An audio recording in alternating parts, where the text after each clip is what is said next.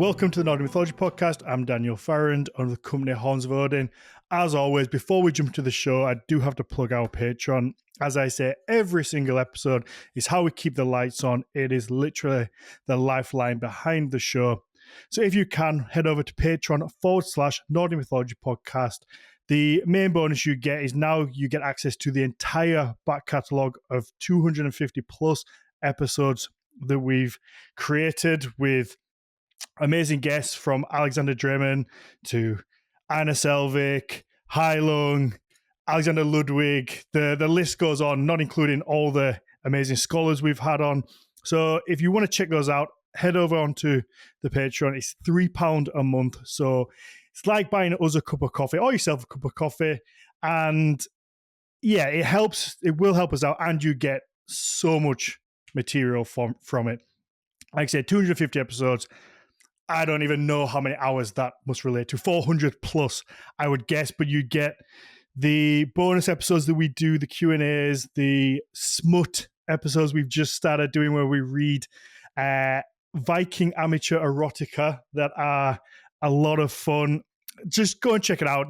It's worth it. And there are no subscriptions, so you can sign up for £3. And if you can get through all of the content in 1 month, you get it all for £3. You can cancel it after. It literally is that easy. You're not tied in. It's in and out, but it does help us.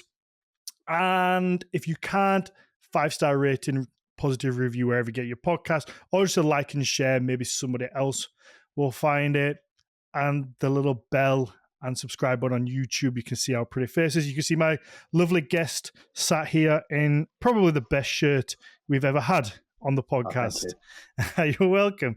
So that lovely voice belongs to Tom Cox. Tom, in brackets, the strong medic, which we'll get into why you're called that soon, started his obsession with medieval armor at a young age, being influenced by epic TV and films such as The Lord of the Rings and Kingdom of Heaven, an underrated film that doesn't get thrown about that often. And upon being placed in lockdown in 2020, began learning the ancient craft of making maille. Now, alongside juggling a full-time career, he makes custom maille shirts, projects, and teaches workshops on this fascinating craft. Tom. How you doing? I'm good. Nice to see you for the second time in a week. I know. Wow. I know. Look at that. I have to give a little shout out to our friend Lloyd, who held his King of the Swing, which always, whenever I say it, makes me think, I instantly just think my mind goes to the gutter, but it's not. It's a miss. I always think Jungle Book. Oh, do you? Oh, wow. That shows the difference in our in us two, doesn't it? Absolutely. Oh, yeah, it was a really good day. Some great strength. And, well, I couldn't do 400 mace bell swings in 10 minutes. So yeah, it was not about that. A really lovely day. So it's a mace swinging competition. Most people probably won't know what that is. So go over to Valhalla Training Academy on Instagram and you can see pictures of what that is. But it's a fantastic workout. But I would say we're both reasonably in shape, strong people. You being more than me for sure. But it's it was an incredible feat of strength to watch these men and women. There was some really strong women there as well. Swinging maces a lot. And our job was to count the swings. I just remember it was looking at the counters and just being like, seriously, like 200 odd reps in 5 minutes. I'd be done after a minute. I'd just be like, I do strongman. All you're getting out of me is a minute max of just, and then I'm like, done. Imagine putting 15 bags of sugar on the end of a broom and then swinging it behind your back 200 times in 5 minutes. That's with control. Yeah, I think that's the easiest way to kind of explain it to anyone. Absolutely. And people go like, they normally do that thing where they see the first 2 reps and go, oh, sure, it's not that hard. And you go, carry on. Oh, how long have I got to do this for? Keep going. And it's brutal. I think it's until I pick up until I pick it up. Like the heaviest one was 15 kilos. Yeah. And you're like, 15 kilos isn't that, it's not that heavy. You know, for most gym goers, Oh, yeah, on a bar or like a dumbbell, you go, yeah. yeah, 50 kilos, that can't be that heavy. And then you pick it up, and because the weight is all on one end of kind of the pole, and it's a bit like, yeah, actually, I can't really. And you got to hold it by the base of the pole, so you got the weights on the end. It's like, well, this is actually quite heavy now and unstable. Yeah, and it's I'm always mad impressed when people either don't let go of it or hit the person next to them. I'm just like, because that'd be me. Yeah, me too. I'd swing it, I'd just be like, oh, sorry. Yeah. Well, we did see a few droppages. We did, yeah. Is that a word? Is droppages a word? It'll do. A few drops. There we go. I know, yeah. Again, there was just, and people doing it one-handed, the alternating. It was, honestly, it was very, very impressive. Oh, it so was. if any of those are listening, like, massive kudos, guys. That was really, really impressive stuff. It was, yeah, absolutely. But that's not what we're here to talk about. It is not. No, we're here to talk about. So you may hear in the background an occasional rustling. I am indeed, yeah. That is not because Tom is eating crisps or any other bag of food. Dry snack food. Yeah, it is that he's wearing a Maille shirt. I am indeed. And for anybody who doesn't know what Maille is, over to you. So Maille, yeah. So Maille is the type of armor usually characterized of circular rings made of metal, usually different types of metal, different sizes, thicknesses. They're interlocked together, sometimes mechanically welded shut to form a mesh-like material. So in that, you've got lots of little rings put together, forming a flexible, yet entirely, it's impossible to slash through. So that's basically the description of it. So one of the big reasons why I'm into it is I'm a massive nerd, particularly with kind of the early medieval, sometimes a little bit early, sometimes a little bit later. Is I don't really know why I settled on Maille. I think we did as all of us do as kids, and particularly young lads, and we see something with swords and armor and tend to go, that looks really cool. Yeah, I would guess most people go towards the sword, not the armor. Well, it's the argument of I know you've had a few like weapons talks with people who've come onto the podcast as well. And swords and armor, weapons and armor tend to evolve alongside each other. And I think one of the reasons I went particularly into Maille is it's the oldest. Well, arguably, it's one of the older forms of armor that was being used for the longest period of time. So it was used from late antiquity all the way through into the 16th century, where essentially it just became a little bit redundant in mostly the West. It still carried on in the East and the Near East, the Middle East and stuff. But then from then, it's always a technological arms race. It always moves on and on and on. So yeah, I mean, this is what I mean, and my issue is not rabbit hole in here because I tend to go on massive historical deep rabbit holes, and then it's just like we can do that. Okay. But yeah. So I guess most people probably will know it as chainmail. Yes. Is that an incorrect term or? It is indeed. So technically, chainmail doesn't exist. So the word chainmail was actually first coined in about the 18th century. That's the 1700s. So that's some 300-400 years of where it's not used anymore in the West. So the correct term is maille. That's MAILLE. Because chain means chain, but mail also means chain. So chain mail means chain. Chain. Yeah. Okay. Don't really know. I think it's either Latin, macula, meaning little spot, or it's maille, which is old French, which means like to hammer. So it's essentially the description of you're hammering links and things together to form rings and chains and stuff. Yeah, Yeah, so he you learned says, something. well, that's the whole idea. So he says here, I pulled up the Wikipedia just to kind of have a quick look. Fact check me. No, it wasn't that. It was I was checking my own spelling of it. Didn't want to say that though. Yeah, it says here the 3rd century to the 16th, which I think you said roughly. Yeah. I'm guessing. Yeah, about that. So the earliest finding of it, because we don't really know when exactly, like all arms and armor, there isn't just an exact moment where someone just makes a sword and goes, "Ha ha! I've made a sword." Mm-hmm. It's an evolutionary process. So there's potentially that it was a little bit early, but the oldest finding is from around between the 5th and 4th century BC. Oh wow! And that's in now Transylvania, the Kurimesti grave.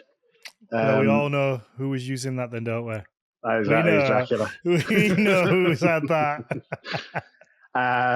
And the theory is it was kind of European, kind of Southern European Celtic people who came up with the idea of what we call maille, is an evolution from earlier forms of scale maille, or like almost like leather kind of armor. There's different theories that they're influenced by scaled animals, but we don't know. Because that's when people think of Vikings and their armor, they always think of the leather pieces that you see on TV shows like The Vikings. That's kind of, and then you would maybe see, you know, the elites in maybe some of the English or like pre-English kind of Saxon, the elites in those armies maybe wearing maille, or French wearing a maille shirt, but you never really see it. But you never really see it, especially in like TV senses. It's always the Vikings are wearing the leather pieces, hard black boiled leather, and you're just like, ugh. I mean, to be fair, the reason why it was so widespread in Europe in general is because of the Romans, to be fair. So because they adopted it from the Celtic people when they came into contact with them, when this stuff's really cool, and then started arming most of their soldiers with it, they come into contact with the Germanic peoples, started having a bunch of them as auxiliary soldiers, gave them maille, and then from there they just went, we've got really cool armor now. So it's all the Romans' fault. Well, it feels really mean. Like the Celts, they took it from the Celts to probably use against the Celts. Absolutely. Yeah, they traded it, and then they went, oh yeah, we're back. This time, give us your stuff. Yeah. So, do its origins belong to the Celts, or they think, like historians kind of think so, and from most accounts, it would appear that before that, without going too much into it, the Romans were using kind of like linen armor, as most people were, but it was the kind of like early Iron Age Celtiberians and Celtic peoples that had always figured out how to make swords and iron weapons. So from there, they figured out how to link it together to make iron mesh. It might have not been full shirts at first; it might have been the smaller pieces, but from there, they figured out how to do it. Does it go from, or do we know, or do you know whether it goes from Europe to Asia, or does it it kind of spreads? I wonder whether it evolved in both parts independently, or when one from the, because I always think of it, I guess you always think of like the samurais, warriors having like this type of thing. Yeah, theirs is a little bit different. Oh, okay. But it's similar. So I think there was multiple kind of ideas and thoughts, and we know what it's like. I mean, if you look at a lot of technological ideas, you see the watered down through trading or like trace contact, or you know, every culture has come up with a way to make weapons, ferment things to make alcohol, and make donuts. Every culture has all three. Yeah. So I imagine it's quite similar with like armor. But in terms of the West, anyway, it's all to do with the Romans and stuff. They gave it to the Germanic. Yeah, I was going to say it's a big part of, if you go to war, it's easy to focus on the attacking side. You want to hurt more, which of course is the aim of the game. But also, the more you can protect your own people, the less casualties and fatalities. Absolutely, yeah. Basically, it was very, very clever for them to kind of figure that out, that it's worth kitting out the people with it, But yeah, and I mean, here's the lovely Mags. Hopefully, can you hear me? We can. Yes. Oh my god, that was a journey, you guys. Oh, that lovely voice is. Hi, Tom. Nice to meet you. Nice to meet you. The voice is our in-house archaeologist, Mags Havgar, who is back from a lovely summer break. Yes. I'm so happy to be back. Is this a new tattoo? The one on my collarbone? Yeah. No, actually, it's my second oldest. It's just you guys usually never see it because I wear like turtlenecks and stuff. And now it's so fucking hot that I can't. I'm currently in a tank top for you guys listening and not watching. I'm not going to lie. It is warm in this. Yeah. It's really warm. I have like a fan on in the back of the room. And additionally, a typical like summer thing I feel, or vacation thing, is that as soon as I come back from holiday, I've started developing a cold. So I'm like slightly building a little bit of a fever as well. And I'm like, I don't need this. It's already like 30 degrees. I'm already quite warm enough as it is. Yeah, it's cooled down over here a little bit. I don't think Max has realized that you're wearing a male shirt yet, Tom. No. I saw it immediately. Oh, okay. Shiny. Yeah. So, Tom's been kindly telling us about the history of mail, or chain mail, as most people know it, but that's incorrect, as he told us. Oh no, I need to go back and listen to this episode when it drops. Because I need that info, because I'm devastated to say this, but I am terribly ignorant on like the weaponry and armor front. I'm not really a military buff, so I know like the bare minimum to get by. It's all good. So if you have any questions, feel free, just ask them. If we go over them again, it's absolutely fine. Yeah. I can almost guarantee you guys that will happen. but we got up to that. The idea is that it comes, or they think that it comes from the Celts. The Romans took it from the Celts, and then you just about to say spread it across. Yeah, they spread it across their empire. And it obviously settled north into kind of the Germanic lands through their auxiliary troops. And essentially, when they created a supply and demand issue, which is why mail became so elite. So they reckon that in Rome, or kind of their center of commerce, because they were using slave labor and gathering iron from all across the empire, they could churn out a full mail shirt in about 3 months.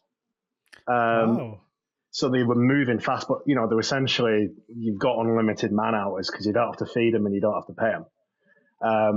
So you can kit thousands of people out in them in a short length of time. So it meant that most of their legionnaires were being equipped in it. Come the fall of the Western Roman Empire in the 5th century, mail isn't being made on anymore. So they're not mass producing it anymore. So now you've got a load of tribes, a load of warrior people who fight, and they know that the best armor around is Roman-made mail. You can't get it anymore. So it becomes even more elite and more valuable. Okay. So from there, that's where it becomes much more kind of prized. And that's when they also get a bit better at making it. I think it's because the more time with the technology, the better and faster people can make it. But yeah, it's essentially they created a massive supply, a massive exposure to it, and then went, we're taking that with us. So it was really hard to get. So from there, that's when it becomes much more rarer to find. I would have just assumed it was the other way around. It gets more popular as it goes on. So I think it reached a peak, and then obviously, people figured out how to make it, but they just weren't making it as on demand, if I'm correct. there is a big reason why a lot of the mail pieces that we find in museums, there's a lot of it in the Museum of Scotland in Edinburgh.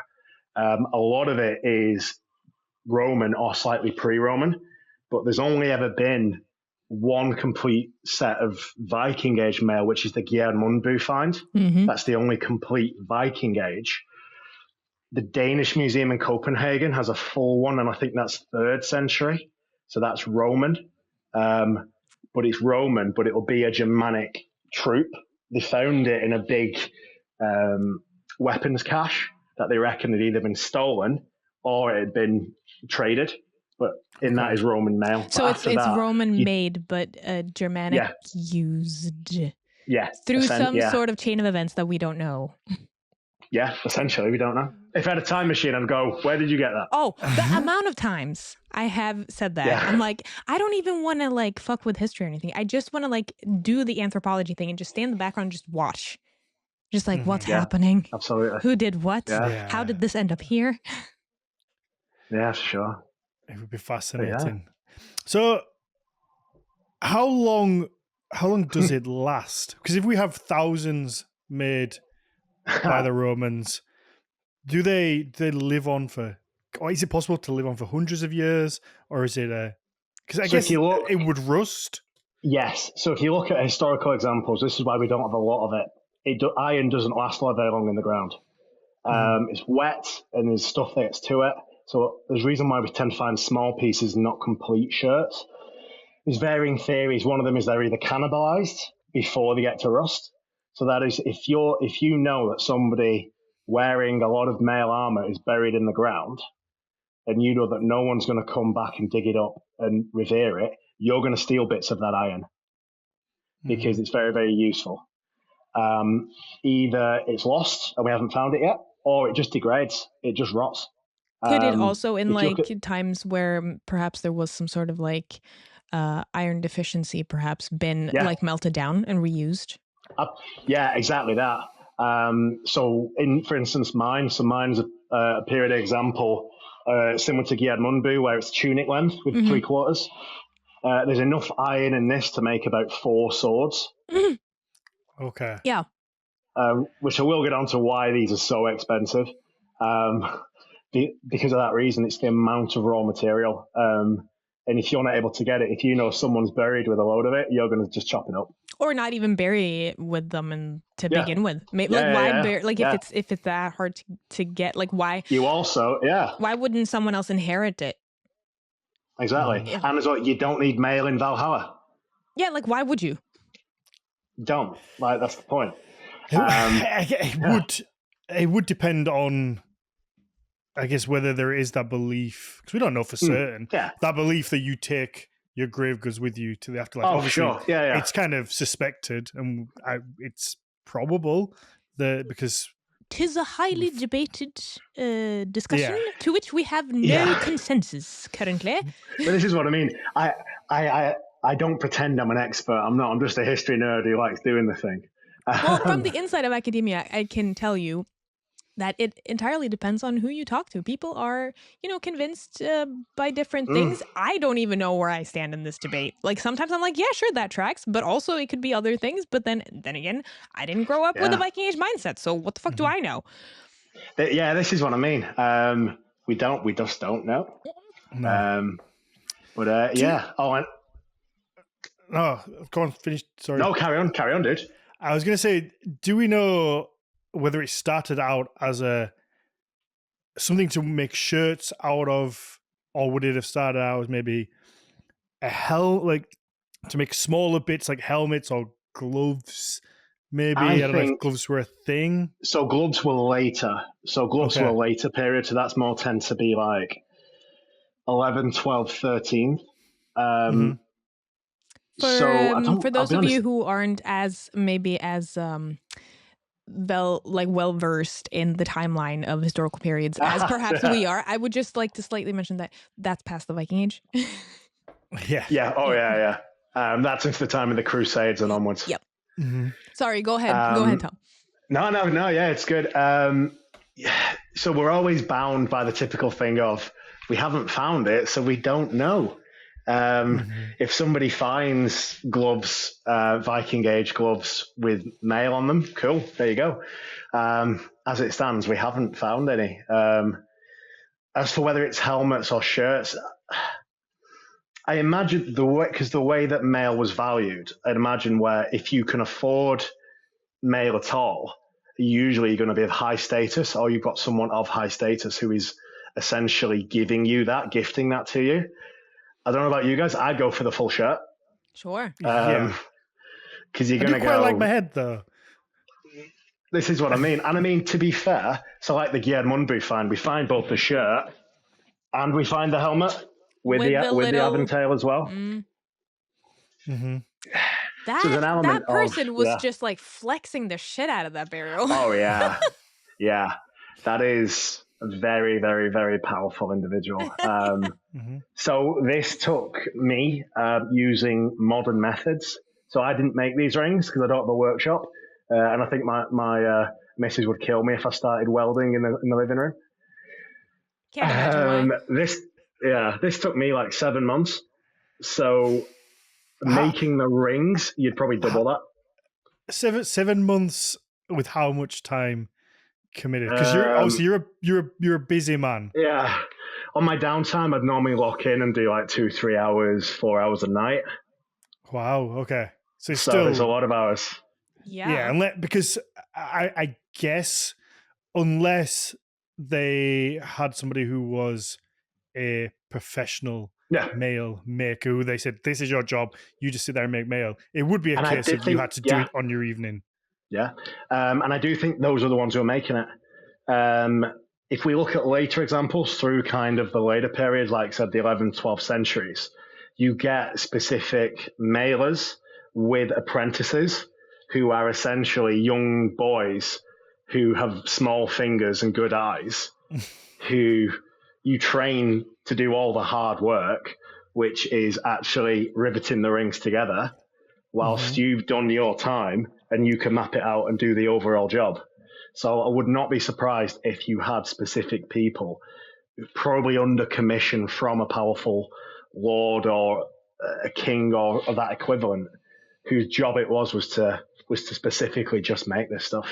I mean, considering what we know about like different types of specialized crafts, both in the Viking Age and after, like evidence of actual workshops where it seems that different parts of the process has been broken up to different people working on it and then kind of like assembling it as the work progresses.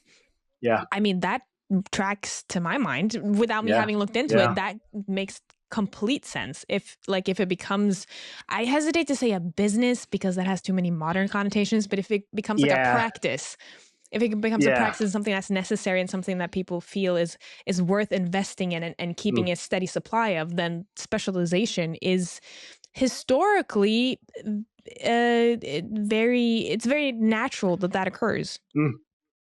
I imagine as well, if you are quite a powerful Jarl or king or something like that, you want to be able to flex and say, hi, I've hired this guy to come and work for me, making armor for me and all my bodyguards. You kind of want that. Yeah. And also if you have it's that idea, but again, before the Vikings were kind of just the people of Scandinavia in the Viking Age, to be more specific. Oh, Dan, look at you. Well, I'm so proud of you. I wanted to separate because he can feel the comments. He's like, if these, there's the idea that they're just kind of a gang of men jumping on ships and going. Obviously, if you talk about the militarization or a gang of people. if you have a gang of people, if you have a king or a jarl or somebody who has a set of land and then has an army, but you have a small group of elite in that army. Maybe they're berserkers. According, talking to Roderick Dale last week, maybe they're berserkers, and they're an elite class. You're not going to want them to get hurt. No. So you're going to want to give them the best chance in the battle as possible, because it's going to be really hard to find another Dave who's really good, who's killed a lot of people. Yeah. Yeah. So if you can give him a male shirt or her, I see you looking, Mags. No, saying anything. A male shirt. If you can give them a male shirt, then it gives them that extra advantage on the battlefield, and then they're going to come back unscathed. Also, if you have go ahead, Tom. I was just going to say it's a massive status symbol because, as you Took the both words commented, right out of my mouth. just on seeing this in the light. So I brought this to Birka, where I do a couple of workshops, and a lot of people commented they just see the shimmering before they see you properly. So if you are again a powerful Earl, Lord, whatever, and you have a bunch of people wearing these, or you're wearing one, everyone's going to go like, "God damn, that guy's rich." Like, yeah, status symbol, but also if you're fighting other seasoned fighters and they see people who, first of all, they see that, they can see the shimmering, like you said. So they're like, oh, shit, there's a lot of money involved here. But then they also see the skill of the fighting. It's like, oh, so you're pretty OP then. So I can't even pierce you. Yeah. Yeah. It reminds me of the probably not, or I am not convinced by the interpretation of the dragon heads of the Viking ships, but it reminds me of that line of thinking of like kind of inspiring a sense of maybe not necessarily fear, but like dread or confusion or in like what's it called? Like making the enemy hesitate or be like, oh. Well, this is what I mean.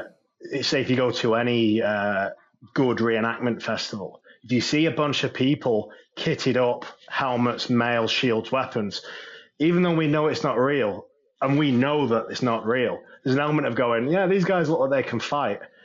So imagine back then, again, where you're going to have that element of going, yeah, these guys know what they're doing. So I imagine there's an element of that. Yeah. I mean, that one fits you very well, Tom. It looks good on you. Yeah, it looks good on you as a piece. Obviously, you've got some padding underneath. It's only a tunic. Oh, is it? Oh, I thought it was like, I've always seen with like a gambeson. Yeah, is that what it is? Like a thick padding. That's medieval, or is it? Yes, we don't know if they had them. So they're not really mentioned. I'm having a good chat with a few people about this. Terry Chadwick, where, a few festivals, we've done a few reenactments where he tries to cut me through this with a real sword. Okay. Well, thankfully. Glad to hear it. But you know what, Tom? We haven't mentioned your day job yet, but if it did, I'd be the person for it. Being a paramedic, you would be the man on site to fix it. Yeah. I'm a NHS paramedic as well. Yeah. Good on you. It's the day job. Well, I say day job, it's sometimes night job. Yeah, sure. I used to live with a paramedic, so I know a bit of the deal. Yeah. But like what you said with the Gambersons. So like, are they, we know that they existed in the Middle Ages, but we don't know whether they were already a thing in the Viking Age, or is that we don't know whether they actually were used, period? We don't know. They're mentioned in kind of Norman sources, and there's some belief that they're on the Bayeux tapestry, but they were made of horsehair, and they're quite thick. So the idea is, I mean, if you look at later periods like the Normans and such, they're fighting on horseback with mail. So they found them and they're very, very stiff, because the idea is if you're on horseback, you don't really need to be able to move that much because you're in a saddle. Sure. Personally, I wouldn't wear a gambeson under this. I have one for actual reenactment fighting. This thing weighs about 8 kilos. Jesus Christ. So it's not too much when it's on. With the gambeson as well, you're going to get very hot. It's going to get very limiting. And if you look at the weapons of the time, so you're mainly talking like spears, axes, arrows, occasional swords. For the type of stuff that Maille is good against, it also is not, I don't think a gambeson would add that much more protection, I'll be honest with you, because arrows will just go through this, but they'll also go through the gambeson. Yeah, so then what's the point? This thing will stop a spear, and this thing will absolutely stop a sword. An axe, you're going to have a bad time. Okay. So is it then? Now my like physics brain is starting. So why is that? Is it because of like velocity, or is it like Yes. yeah. So obviously the reason why the arrow goes through because it busts links and it's maximum penetration and short point. Yeah, so it's through. like you would you could equivalent it to a modern bullet in a sense. Yeah. Yeah. Whereas an axe, it's obviously because it hits so hard. Yep. On such a very small edge. Yep. It might split links, but it's probably just going to do the damage underneath. Yep. So it might not cut through, but you're going to be, Oh, my ribs. Yeah. So that when you mentioned Terry before, Terry Chadwick, I was like, I know that name, so I quickly checked it. Science Viking. So Terry, Mags, is called the Science Viking, and I was speaking to him a couple of weeks ago about coming on, and he talks about that specifically, about velocity, about That's why you were starting to like smile a bit over there. Yeah, I was like, so he talks about the use of weapons and how the kind of the different edges and the slicing and the how each one has different bits and pieces that work better or so that does the damage things to which I do not know the specifics. Yeah, exactly. Yeah. That does the difference, and he's going to come and tell us about that, about how these things protect in different ways. Tom, what I was going to ask is the gambeson or padding underneath. Would that prevent that kind of percussive? Should we just I think it might. Quick mention, like for maybe people who don't know, what is a gambeson? A gambeson is a very thick padded garment. Usually made of like linen stuffed with natural fibers that you wear under armor or just as armor as itself. So like instead of a shirt, it would be kind of like a puffy jacket. Kind of, yeah. Yeah. You normally wear them underneath and then later periods, so Norman plus. So like the 1100s upwards, you'd normally wear that Maille. And then when you get to the era of plates, you'd wear a breastplate over the top. Fucking because hell, the idea people were so encumbered. Yeah, lay it up, man. It might reduce the percussive aspect of that. Sure. But with armor, it always becomes a case of protection versus mobility. Yeah. You take somebody wearing like 60 kilos of armor, their mobility is going to be like down here. Well, you get people wearing, you get people just wearing fabric armor. They're going to be like that. So it's finding the middle ground of what the individual capability is, as well as the actual, is it any good? To anyone who's ever played D&D, you at least know the concept of this. Maybe you haven't experienced it, but you know, this, for anybody watching, this is a gambeson. Yeah. There you go. Just quickly. That looks kind of nice to snuggle. It is essentially a cold winter night.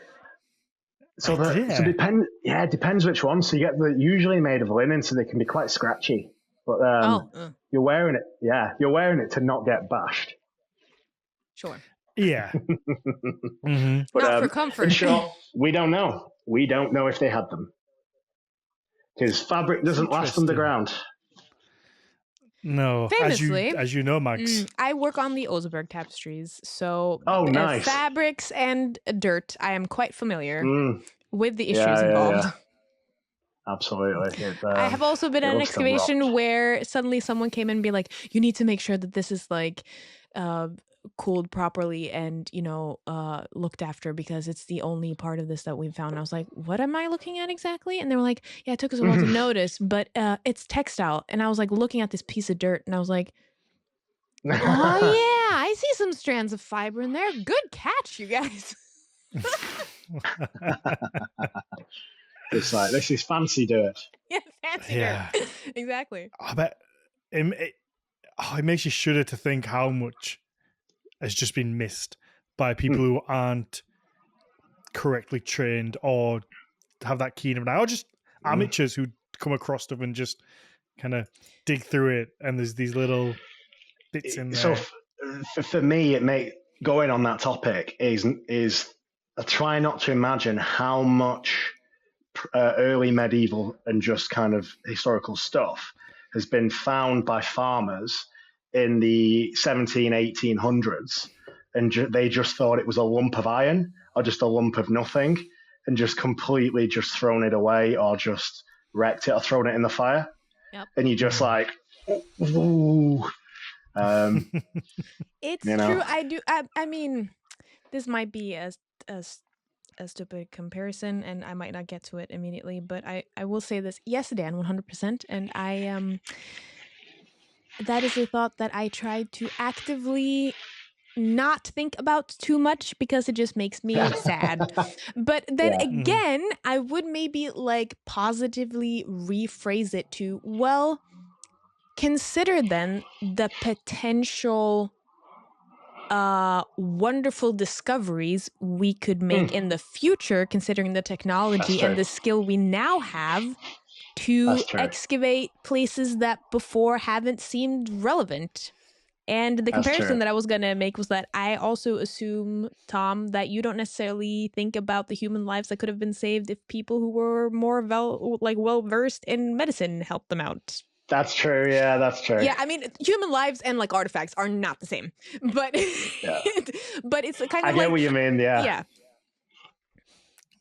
It's that's a good point. Okay, before I forget about it, I had a question from before.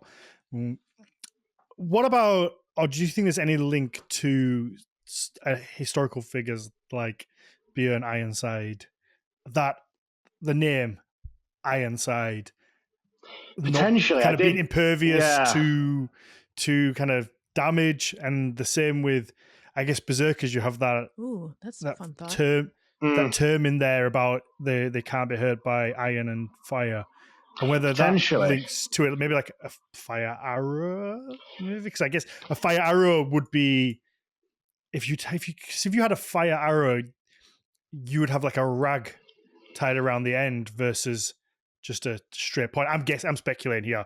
I don't know for certain. You would have something tied around the head to hold the fuel, which would make potentially. It less. Todd Cutler does some good videos on it actually with fire arrows, where he proves that point where the ones that you see and they're essentially an arrow with a strip of cloth. That exact point is it stops the point from going in. So potentially there could be something there again. I don't know. In terms of the Ironside, I did think that because if he's this great figure, he's probably going to have the wealth and prestige to potentially own Maille. And you're not really going to go around going, oh yeah, Bjorn, who wears a suit of mail so you can't cut him. That's far too lengthy. So you're probably going to come up with like a moniker, aren't you? Yeah. I wouldn't be surprised. Especially if it's I guess it depends on whether it's a rarity at the time. Because if it's a rare thing and only a few people have them, you may never have come up against somebody wearing Maille before, and you hit them with your sword. Yeah. Usually that's gonna slice them open, and it doesn't. Oh yeah. You then, if you survive, you then go back and say, there was this one guy, and I fucking hit him with my sword. Literal Iron Man, guys. Yeah. It didn't. It didn't cut him. He must be blessed, and then the rumor starts and kind of goes around. Dude, I mean, for sure. I mean, it's kind of like that in Beowulf. So there's a bit where Beowulf gets gifted a shirt of mail for killing Grendel. So his shirt is the thing that stops Grendel's mother from killing him. It's specifically mentioned, which is why I think these were so kind of like magical and like, oh my God, he's wearing mail, because they're literally seen as semi-magical items to a degree. They're kind of like so important. I understand that too, because like a lot of like Iron Age mythology and mentality seemingly, and because I want to say Iron Age here, not just Viking Age, because it seems like this mentality has been around for a while. Yeah. So it seems also that like just in general, smithing is viewed as magical, it's a magical thing. And if you've ever seen someone actively make something out of metal, I would hazard a guess that you would also be pretty inclined to see, like, I could understand why people believe that was magical, because it looks like it's sparky, and like it's the same thing when I watch people blowing glass, and I'm like, what what? How? Yeah, blowing glass is a skill. Yeah. How did sand become this? Why? How? Yeah. How did this lump of like rock in the ground become this? And also it glows. So what's up with that? With Maille, you're essentially turning that into that. That's crazy. Yeah. So if before we get into the exact, because I do want to get into like the intricacies of exactly how it's made. But that's a great point, Max, because if you didn't, because if you were just a farmer in the Viking Age and you had a blacksmith in the town or the next town over who made things, and he just turned a rock into a sword. I assume maybe it's not all done by one person, but the idea of smelting it, turn into even getting metal from the rock. To me today in 2025, I'm like, I still don't really understand how you do that. How are you how are you taking iron from this bit of rock and then you're extracting the iron and then you're doing magic and then ending up with steel. You're adding other things to it to get steel.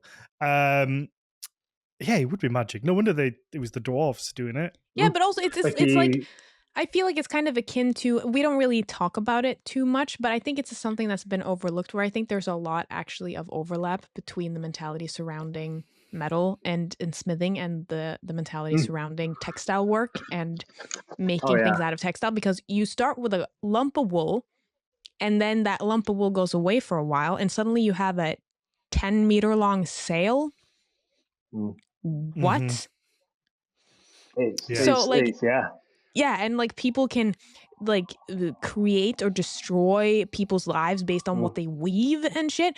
And not like to make it about me, guys, but I just thought it was interesting also because when I look at the Maille, I'm like, there are overlaps here with just, and maybe not like technically with how it's produced, but like the visual appearance of Maille in comparison to things that are knitted or sewn in specific patterns or woven. Yeah. Well, it is essentially weaving. I made this by making it like I would make a shirt in terms of seams. There you go. So it's essentially, it is. This is a fabric. It's just a metal fabric. It's it's why it's also very nice sensory wise to play with, because it's just it's really nice to play with. Yeah. Does it feel like a nice weighted blanket? It really does. I love a nice little weighted blanket. It makes me feel nice and cozy. It's essentially a weighted blanket, yeah. Shit. Maybe I should switch out my glass bead duvet with a metal one. Just not in an electrical storm. Not if there's lightning. I usually outside, wear it inside, so So on that note, do we have any evidence of male bikinis, how we see in all the comics and movies? Because there's always right beside the horn helmets. There's always a lady. There's always a lady fighting in a male bikini because she just needs to protect those bits. Just the nips. Yeah. We've yet to find any, but that doesn't mean no. Hey, just because it's absence doesn't mean. Although I have, when I was making this, I have worn this without fabric underneath, and you don't want to wear rivet mail on bare skin, because this thing eats hair. There's a reason why you put them on and take them off. You put a cap on, because this thing, if it's catching hair, the hair's gone. You don't want to catch a nipple on this. Yeah, exactly. That's also like I'm thinking like no. Ow. Some people are into that. Oh. I mean, sure, yeah, I won't yak other people's yums. By all means. But then it's a no from me. Smut episodes. It's a no from me as well, I will say. Yeah, it's gonna be a no but then, from me. yeah, sure. Like just because we haven't found it doesn't mean it didn't exist. On the other hand, I do wonder if there perhaps might be a correlation between male movie execs and the, female warrior bikinis starting to happen. I don't know. I'm just putting it out there. There might be some correlation there, probably, maybe. Okay, yeah. Maybe. She's a warrior, but she's also like really hot. How do we show both? Haha. Because if woman could be in story, woman must be sexy. Because if not, woman is useless. Yeah, I mean, we could get some male crop tops. I mean, that would be fun. Coming back in fashion. Some male, yeah. So, some male, back in, you know what? Male crop tops for male. You know what? Men. I am totally down with like the bikini armor. If we could also get like male kilts or male like speedos. Yeah. I got the reaction I feel I was hoping for. Yeah. I feel like from a simple mechanics standpoint, that one would be a struggle. That one, the seams on that would have to be interesting. Yeah. Yeah, but that's why I like began with a kilt, because I feel like a kilt would be not necessarily reasonable, but more reasonable. Yeah, completely. Yeah. But I mean, I guess you could have a male kilt. I'm sure there must be a male kilt out there somewhere. There's gotta be. Is it possible they existed? Considering the vast expanse of the internet, there must be. They probably do exist in Ren fairs somewhere, and certain dungeons. Well, yeah. Well, the closest thing to a male kilt is probably like the male skirts you get in kind of the Knights period, whereas essentially it is essentially a male kilt. And that's to stop people from stabbing you in the junk. Yeah, I mean, I see why you'd want that. But like, is that something that's not attached to a tunic? Or like a shirt? No, it's not attached. So it's completely detached. Hangs off a belt. Yeah, it hangs off a belt. Yeah. Okay. So is that what this is? So this reminds me of let me just pop it up. So it's like thin strips rather than a solid belt, right? Yeah, I don't know if that's historically accurate. I could be wrong. It's not my period, but why did you not open it in full screen? Oh, I don't know, because that's just what it's hard to see. Like, right click and then open a new tab. No, it makes me nervous when I share screen. I don't know why, but it just makes me so nervous. It's like you've been doing some verifying. Yeah. I've been away for 3 weeks now, so I've got to take every opportunity to tease you. I don't think this is... Okay, I'm going to have to change the thing over. 1 second.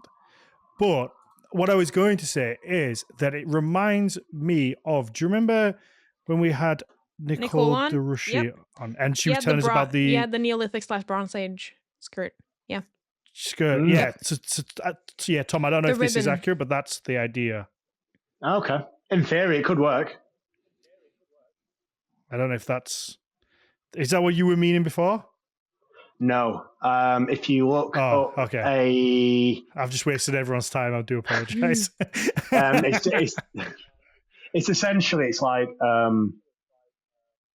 it's essentially literally like the bottom part of a kilt, but all just mail like this, attached to a thin belt.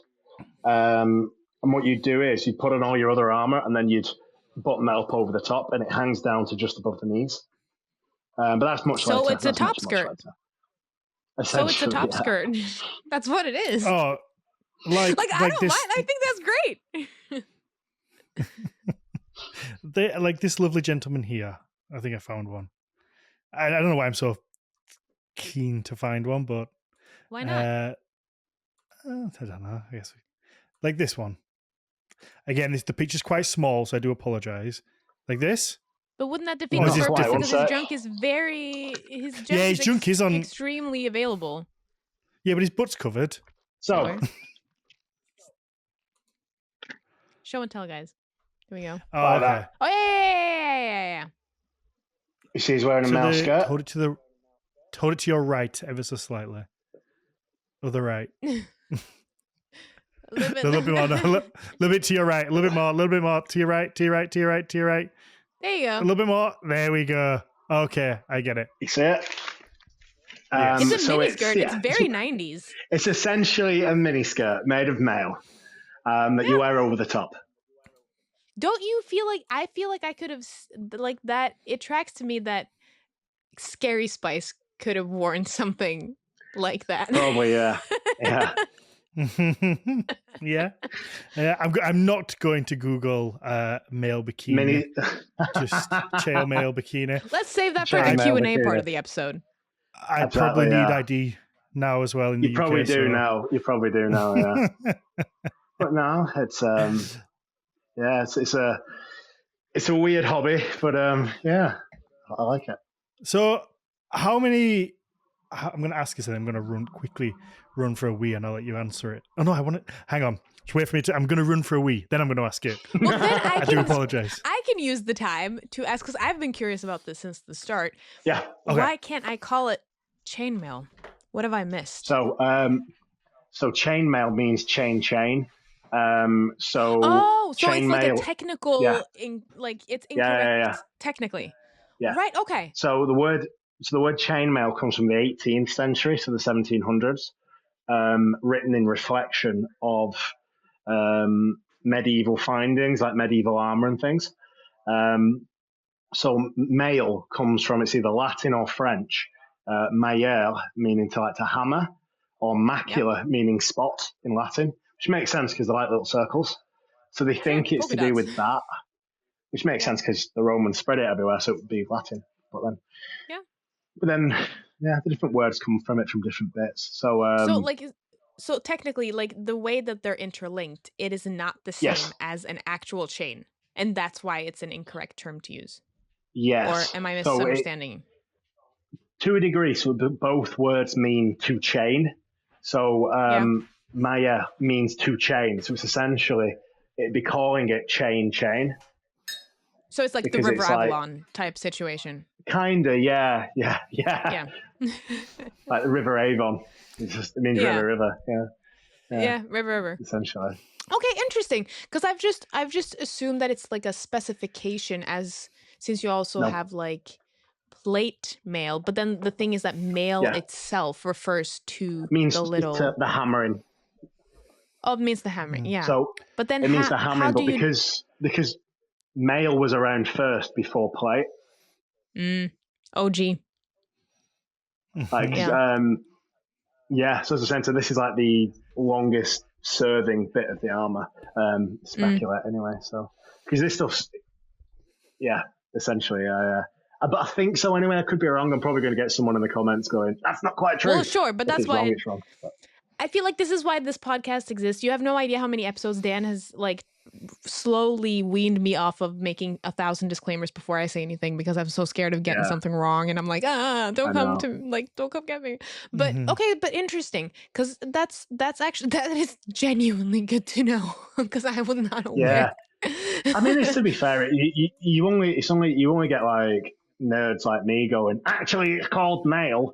Most people, if you say chainmail too, they know that you mean this stuff. But I also like to be a smartass. So it's nice to have a couple extra cards up my sleeve and just be not necessarily do the actually thing, but rather use it correctly, and then just be like, if you know, you know, and then you also know that I know, and we can all be very happy with our superiority. So, also for anybody just listening, make sure you watch on YouTube, because I have been pulling things up. But I just want to pull this up. What'd you do? Just to go back to earlier about the Bayeux Tapestry, and very obviously male, very, very, very famous scene of Harold being shot in the eye. I think that's the scene, right? Is that it? They think it is. They think it is. Like Give me a second. I have a book on the Bayeux Tapestry. I'll see if I can find it. But so these guys, all women, people, look like they're wearing mail. You can see why people would think that. Yeah, absolutely, it is. But also, it looks like they have mail trousers on. So, is that a thing? Not yet.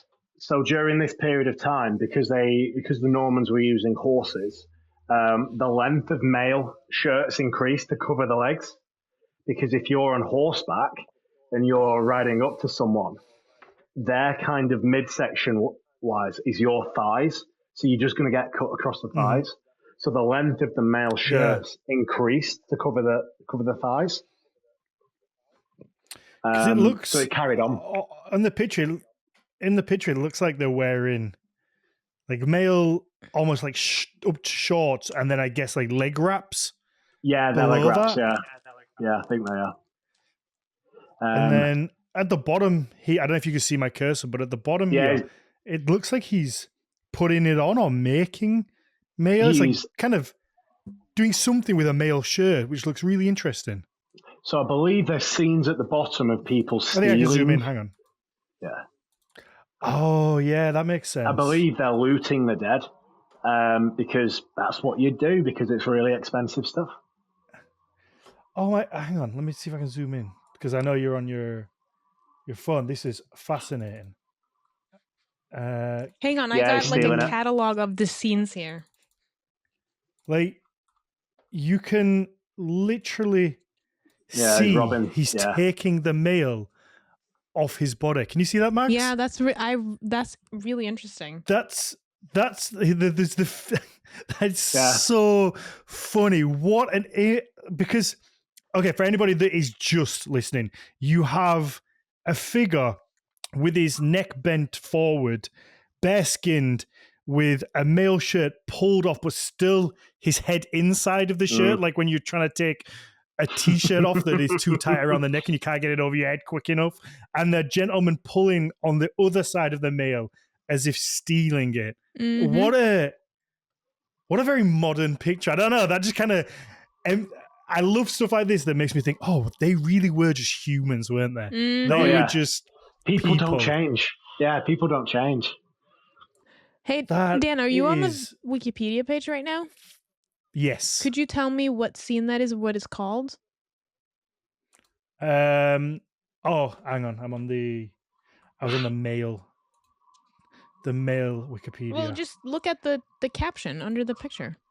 Or the source. Sorry, that might have been very researchery of me. I apologize. Just look at the source, man. How hard is it? Hey, is that source peer reviewed? Uh-huh. Don't worry about it. No, it just says Harold dead by a tapestry. So it is the scene dead. Where Harold's killed. But it also does say note the scene stripping a male dead combat. Yeah, it says there. Standard practice? No. It's fascinating. It does show that it's how important it is. But it's the scene where Harold is killed, Mags. Yeah, I know. It's just I have this book called The Bayeux Tapestry that has like this. Let me see. In depth. Every picture in there. Yeah. This. Hey, it's coming to the UK, isn't it? Oh, geez. Oh, is it? Yeah, this book, we've exchanged it for the Lewis Chessman. Oh, really? It's coming to the UK. Where's it gonna be? Might be London. You're probably better off searching. I assume I assume British Museum, because we've traded the Lewis, you guys, not we, you guys have traded the Lewis Chessmen, then aren't they hosted by the British Museum? I think. At least I've seen the Lewis Chess. Oh, they're in Edinburgh. Okay, my bad. I stand corrected. I apologize deeply. It's scene 57, Max, just to help you out. 57. Okay, that actually helps me out a lot, because the part of the book that I showed, literally half of the book, is just a catalog of the different scenes. Fair enough. Yeah, have you been to see it, Tom, the Bayeux Tapestry? No, not yet. I've seen it in Bayeux, but it's extremely long. And it's in a specifically made case. So I don't know how they're gonna. I don't know if it's going to be a section of it, or are they going to roll it up and bring it? I don't know. I feel like it's such an awkward thing to move. So there is. So Richard says to read the YouTube comments. Okay. Is he for some reason I'm not getting the. For some reason I'm not getting up. Like I'm not getting the comments up. Yeah, I don't know if there's a glitch today, because usually all the comments. It says that the chat is completely quiet. Oh. Yeah, I don't know if it's for some reason. I don't know if it's not pulled through. If you can, Richard, please send them to us if you can find them. Yeah, I don't know if is it Richard Wigman? Yeah, I think so. Yeah. Hi, Richard. Hi, Richard. He probably has a lot to say on this topic. The pressure now knows knowing he's way watching, more. I'm like, oh. But also, he probably knows way more about this. He said, come and see it at the British Museum next year. I was right. British Museum, then. And he says they're going to move it very sideways. So, well, we will get Richard on to talk about the logistics of moving the Maille tapestry that'd be funny, to London. I know and that other we things, because we don't need, obviously, we don't need an excuse to ever get Richard back on. I know that we do have a copy of the Maille tapestry in the UK already, but it's not the actual Maille tapestry. Apparently. Could be wrong. I've not seen it. There you go. So, what I wanted to ask before, I don't know if Mags has disappeared. Oh shit! Did my feed cut out? Because I was just Googling. Yeah, you've gone. There you go. Damn it. Oh, that's all right. Sorry, guys. So what I wanted to ask Tom is how many little rings are in that shirt? Because I know you've worked it out. I genuinely have not worked it out. I'm estimating between 10 and 12,000. Yeah. Because it's about 8 kilos. And I did write it down. Okay, so you somewhere. could work it out based on Yeah. But this tracks to me as like when I crochet. I don't necessarily keep track of the lengths of yarn I've used. Yeah, it's quite a lot. It's quite a lot. But then it's weird because all right. Yeah. So I was going to say the intricacies of how it's made. Yes. So it's going to be hard to do. So I can't. It's going to be quite difficult to actually show you me messing about with it. But essentially, so these are 7mm, so they're a little bit smaller than the Guillermenbu find, but they're a bit bigger than Roman age find. Most Viking age, kind of early medieval, between 6 and 8mm. So they're a millimeter smaller than my septum piercing. For some reason, it tracked my boob. But yeah, my septum piercing is 8mm. Yeah, so that's 8mm. So that's very fiddly. There you go. Yeah. So you essentially get one ring. You're going to put an open rivet ring. So these are made by coiling wire. So you draw iron through smaller plates until you get it into a long wire, iron wire. You then coil it around like a mandrel, called a mandrel, and wind it until you get a spring. From that spring, you then cut it. You cut each ring, leaving little overlap. You then get that little ring and you hammer it flat till it forms that. You then heat treat it and let it cool down so that it's tempered. You get a hardened iron or steel spike, drive a hole in it, then you've got a rivet. You've then got to get these solid ones are punched out of sheet iron. So later people didn't do this, but for some reason the earlier people did, and we found the punches. I believe they found them at Beerka, as long with the rings and stuff. You open one up. So that's a flat piece of iron, and you just punch out a solid ring that doesn't have any gaps in it. Yeah. And the examples. This is how ignorant I am to mail making, that I just thought it was a bunch of rings that had like a gap at the end. They kind of just squeeze together, and then that is a kind thing. Of like that's butted mail. They tend to use that in TV. Duh, Dan, that's butted mail. Don't you know? So cheaper mail, as well as like non-functional. So it's not going to be getting hit. It's not going to be getting pulled. It's not designed to actually be used as proper armor to a degree. Is butted, and that's normally kind of like you see that a lot like Ren fairs and TV and film. I did even much as I love Kingdom of Heaven. I do like the real because all the mail is butted. Although if you want real rivet mail, watch The Northman, because all of that is real rivet. Oh, I bet it is. All of it's real. I need to get my ass in gear and watch this movie already, because it seems like they really did their research. It's so good. I have a hard time watching stuff based on the Viking Age because I get so annoying watching it. Yeah. I'm not saying I get annoyed. I get annoying. I think I will be biased because Valhalla's worked on it. I will be biased because obviously Connor and Oldfield worked on it and stuff, and I love those guys. But it's unreal. It's unreal. You need to watch it. The fabrics in it are perfect. Let's go back to the. Ooh. For accuracy, you would like it, Max. If the reason you get annoying is by pointing out inaccuracies. Well, it's more that I don't necessarily get annoying to other people, but I get annoying in my own head to myself. Okay. Go ahead, Tom. It's all right. I've taken a riveted ring, an open one, and put 4 solid rings on it to create that, which is one open rivet ring with 4 solid rings on it. You see? Yes. So it forms like a link. People should definitely watch this on YouTube. Yeah, 100%. Yeah. This is the kind of stuff I teach in my workshops. So at the minute, I'm only doing ones at Beardcard because I'm there all week. And because of the day job, I can't just do this all the time. But yeah, I essentially teach this.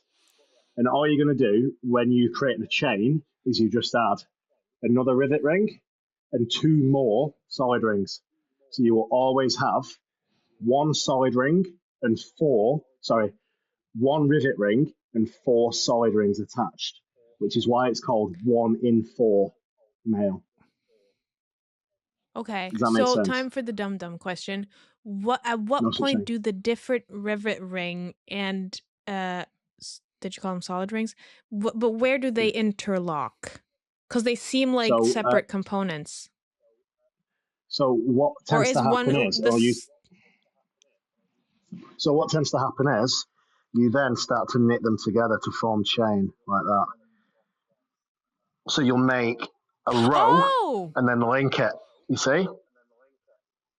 It is like knitting. It's just manly knitting. It's knitting without. It's just manly knitting. I don't mean that degradingly at all. I know. Maybe that's why they call it Maille. Hey, I can't knit, but I can make Maille. But yeah, it's essentially that. And it's a very weird thing. Where once you get started with it, you just form sections and you just keep going and going and going and going, and then make another section, keep going until you just make each section. And essentially what makes this rivet is, I'm going to be quite hard to show you this because they're tiny. You then, through each of those open rivet holes, get the tiniest little iron nail. You can just about see it. Hence the rivet. Just about see it, yeah. Hence the rivet. Yeah, yep. And you put it through each of those and you close it with a pair of these. So it takes a long time. It's very painstaking. Rivets, as in like ship rivets. Yep. Yeah. Is that how it would have originally? Yeah. So you can either do it with a pair of riveting tongs, or you can do it with an anvil and a hammer. This is much faster. Although it does tend to give you wicked tendinitis. There's a reason why I think most mailers will probably start their teaching phase in their 20s or 30s, because by the time you're like 40, 50, your eyes are wrecked and your hands are just wrecked. So you get other people to do the hard work for you. Yep. Yeah. That tracks. As someone with chronic tendinitis in both arms, I feel that. Yeah. It's the constant repetition that gets you with this. Yeah. And like the pressure of both like the tendons in your hands and the tendons in your wrists. And like that repetitive motion, especially if you didn't, why would you know how to compensate for, that wear and tear? Exactly. And for me, kind of the crazy aspect of it as well is back then they didn't have artificial lighting. So it's either going to be like firelight, candlelight, or daylight without modern glasses and stuff. So a lot of what they did, especially the intricate, really fine work, they've just done through skill. It's kind of crazy. I mean, the stuff like that baffles me continuously when I start to think about like the circumstances involved. It's like, oh shit, this is really good handicrafts. And I'm like, oh wait, if it had been me, I wouldn't have glasses. I wouldn't have been able to really regulate, like I would regulate perhaps my light sources, but I wouldn't have been able to regulate them to the extent that I currently can. I probably would not have had overhead lighting unless I was outside during the day. Yeah. You're doing it within reasonable distance of a candle or a fire, or so it's it's kind of crazy. That's Maille for you. And that kind of process remained unchanged for quite a long period of time. It's but it doesn't get as much love as plate armor, because plate armor. Oh no, go on.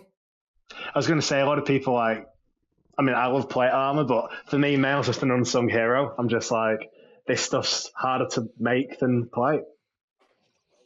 Well, more time consuming. It takes a... Yeah.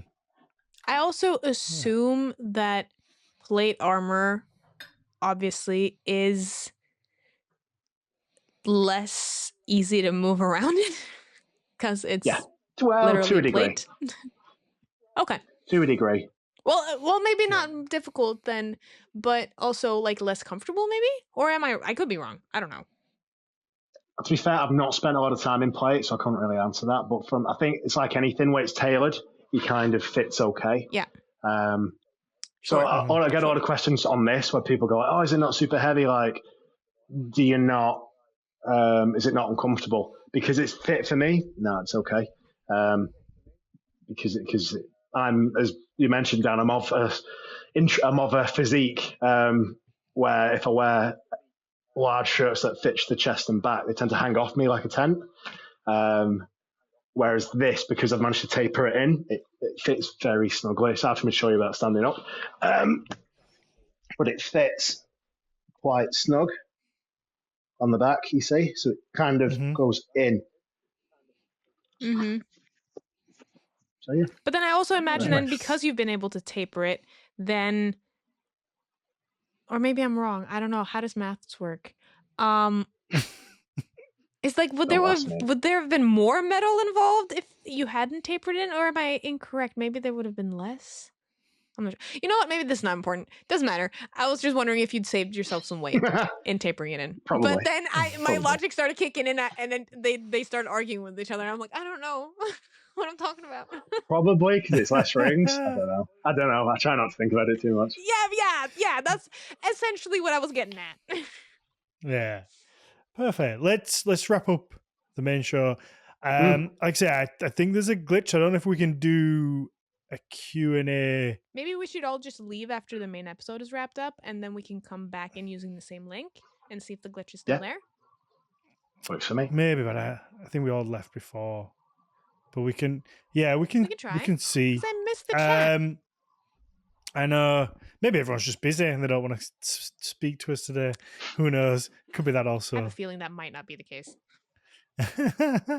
Could be though. And if not, I want to ask a little bit more about tailoring it to you. Okay. And then I also would like to talk about a little bit about your day job and how the experiences and the insight that kind of gives you into maybe how things could have been let's keep it to Tom's comfort level, though. Let's make sure we don't ask explicit questions. Dan knows me pretty well, and I'm pretty chill. The only reason I say that is because my ex. No, yeah, that's good to hear. It's just my ex-partner got pretty fed up with the amount of people that just offhand would ask him, "How many people have you seen die?" And he just went, "Why would you ask that? That's a crazy question to ask someone." It's all good. Yeah, no, I'll avoid those specifics. Yeah. It's all good. But Tom, thank you so much for joining us. Where can people find you and your? So I'm on Instagram handle. I am the Strong Medic. I think it's like _ the Strong Medic. Either way, it's a picture of me wearing this in fancy high status Viking gear. Hey. And on that, I post loads of stuff of me drawing stuff, tattooing stuff, I tattoo as well, making mail and lifting things. Let's talk about that. We'll talk about that after as well. No worries. Mags, where can people find you before Tom jumps back in? People can find me on Instagram at Archeomags. Archeo with a K. For me, Daniel Scott-Farrand, one, Hans Vernon for the business, Nordic Mythology podcast across the board. That's it. I've had a lot of fun. It's been a really fun, lighthearted episode. Yeah, it's been great.